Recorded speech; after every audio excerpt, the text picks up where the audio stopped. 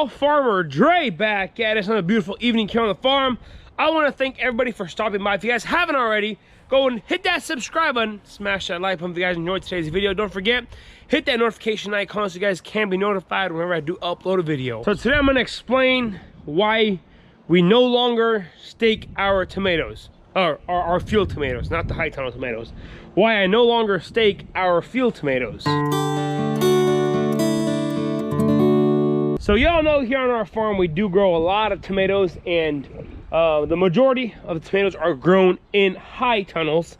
And for the ones that haven't heard what a high tunnel is, so a high tunnel here on our farm, this is Farmer Dre's explanation of a high tunnel. It's just like a greenhouse structure, but we're growing all the plants and everything in the soil.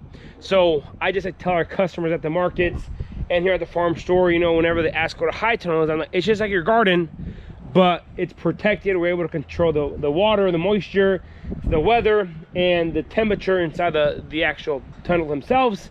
So that is what a high tunnel is. My explanation, a greenhouse is when you're growing everything in pots and in tables, but a high tunnel is when you're growing everything in the soil. So we grow a lot of tomatoes in these high tunnels. And this is our second planting of tomatoes here. They're just now starting to come on. This is our high tunnel number 3 here. A lot of good looking fruit here. Varieties, if you guys are interested, are Red Deuce and Carolina Golds. That's our main variety we go to. So the Carolina Golds, we only grow one row in each tunnel here just because to have a diversity of color. And we, over the years, we've had re-educate our customers to love the golden tomatoes.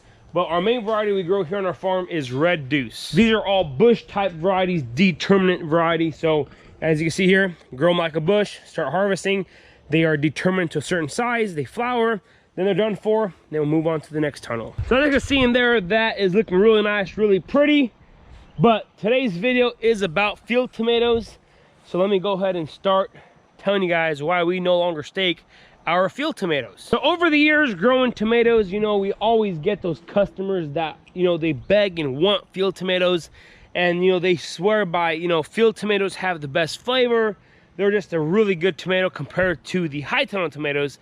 So you know, figuring out what the customer wants, and you know, always as a farmer, as a grower, you always got to listen to your customers to see what they want, because you could grow a certain product, but if the customers don't want it, you know, you can't sell it, and then you're growing just a big old compost pile, and nobody wants to do that.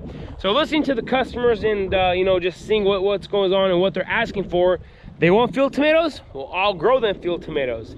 So a few years back, I think 3 years ago, I grew a lot of field tomatoes. It was close to 1,000 plants, one planting, big planting, a lot of different varieties, staked them all up nicely, and the quality was just absolutely terrible, just because they're open to the elements. You get a big old rainstorm, they get drenched. You get a small hailstorm, every single one of your fruits is pelleted, and you can't control anything whenever it comes to the field. So if you get a big rain right before harvest, then all your ripe tomatoes just start cracking, and then they're done for. And here in Southwest Missouri, you know, the weather changes like anywhere else in the Midwest. You know, 5 minutes could be sunny, then it's gone. You know, the sun's gone, you get a big old rainstorm. And during the summer months, you know, the weather's kind of unpredictable. Like today, they're calling for 40% chance of rain. I'm looking around, here's like, weatherman, what are you talking about? There ain't no rain in the sky here. So just the different variables you cannot control whenever you are growing field tomatoes. Over the years growing tomatoes, and you know, we grow and sell a lot of tomatoes. You know, out of one of the high tunnels here, we're able to average 12 to 13,000 pounds of tomatoes. We got 3 of those up, so if you do the math there, that's a lot of tomatoes over a full season. We start selling tomatoes about mid-May and going to a frost. So selling a lot of tomatoes, you start realizing that customers buy with their eyes. So if it's not pretty, 95% of the time they ain't buying, and if it's not as pretty, you gotta discount the price. So then first of all, you're not making the most money potentially you can make, and then you can't really sell the product because it doesn't look that pretty. So the whole idea behind us not even staking our field tomatoes, it's just because it's not economically feasible to go through there, put the post, put the trellis, first of all, your time and energy in putting into a crop, and then just it kind of blows to waste if you get a big rainstorm, or the quality ain't good, or just just something you cannot control comes through and destroy your crops. And as the years go on and as our farm expands, if you guys don't know, we are mainly an apple and peach orchard. That's how we started, and now our goal is to have fresh you-pick fruit May through October. So we start off with strawberries, blueberries, blackberries, apples, and peaches. So that's our bulk of our customer base, and that's what we try to grow that part of the farm, just because we have that market here in Southwest Missouri, and there's not that many fruit farms. Our little slice of heaven we found, so that's what we're focusing our majority of our time and energy into. And as the years go on, we're gonna grow, I mean, of course we grow a lot of tomatoes. There's good money to be made in tomatoes, not too bad to grow, but we gotta focus our time and energy in what's gonna make us the most money. So if I know that field tomatoes ain't gonna produce me a nice, beautiful, top quality fruit, then I'm not gonna put all the time and energy in it. So as you can see here, we do grow field tomatoes, but we are growing them like cucumbers. So we just plant them on black plastic with drip tape and just let them be. We don't prune them, we don't do absolutely nothing with them, so that if any customers want field tomatoes and they ask for them, and we have a handful of customers that do every year, well, here we have them. And you know, it's just hit and miss with field tomatoes. You may have a year where field tomatoes are just absolutely gorgeous and beautiful, and then you really made it big. But for here on our farm, we can't find it economically feasible anymore to stake our tomatoes. That's why we no longer stake our field tomatoes. And you can see here, these tomato plants are planted on the last week of April there. So we were clear our last frost-free date. We got all the plastic and stuff laid, and we planted these. And you know, we had all of that down there ready. The soil was okay, ready to be planted, but I told myself, you know what, I'll come back later and lay that plastic and plant the rest of our vegetables and whatnot.